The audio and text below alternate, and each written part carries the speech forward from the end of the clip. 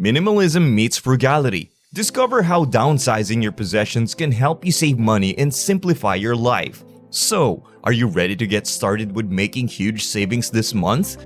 The Rule of 30 Days. And now for the most important money saving advice. Gotta love what a good night's rest and a second look at your spending will do as a result of your rash purchases. The 30-day rule is straightforward. Whenever you want to purchase an item that is extremely expensive or shop online, you should give yourself 30 days to consider your options. Place that shirt, boot, or sound system in your shopping cart and leave it there. After giving it some thought, you will determine whether or not you actually need it. By separating your wants from your needs, you will be able to determine whether or not this purchase is necessary.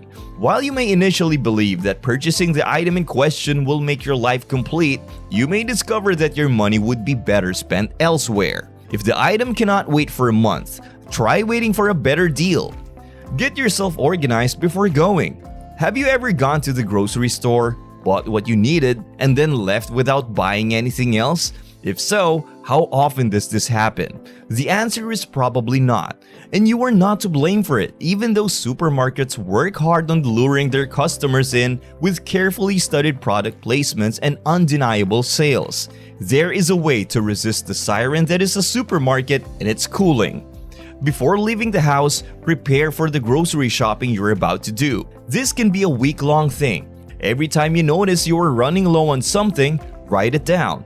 Walk into that grocery store with that list and check off those items as you go along the aisle. Are you enjoying all these facts? Make sure to hit that like button and subscribe if you haven't already. That will surely help us out a lot. Break the budget down as 50-30-20. Having trouble determining which of the many budget plans will best suit your needs? A startling number of people have discovered success with the 50-30-20 budgeting strategy. Here's how it works. First, you allocate a reasonable portion of your income to your needs, which includes everything that is necessary, such as bills, food, and so on. Next, you take 30% of your money and put it towards wants. See, we can be reasonable.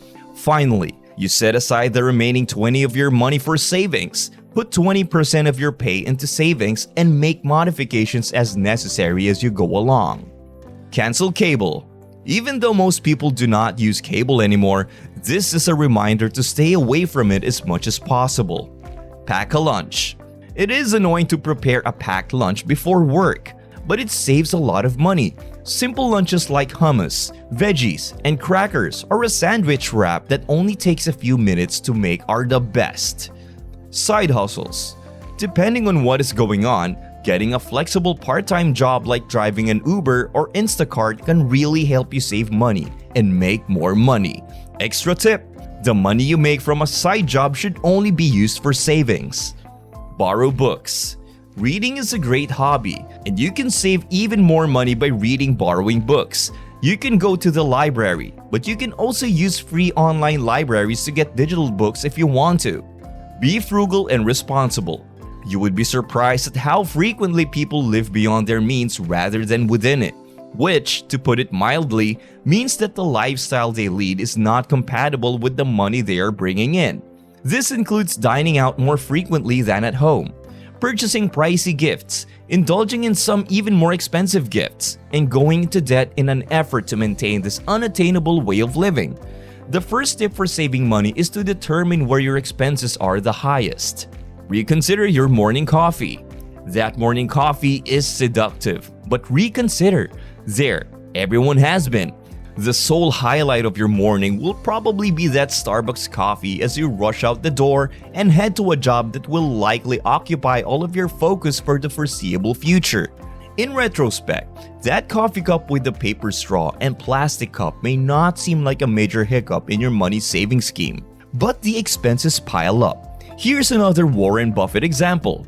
You can do better than this billionaire. Instead of getting that coffee from a coffee shop, or breakfast lunch, or dinner from out, consider the gap between the cost of buying it from outside and the cost of making it at home.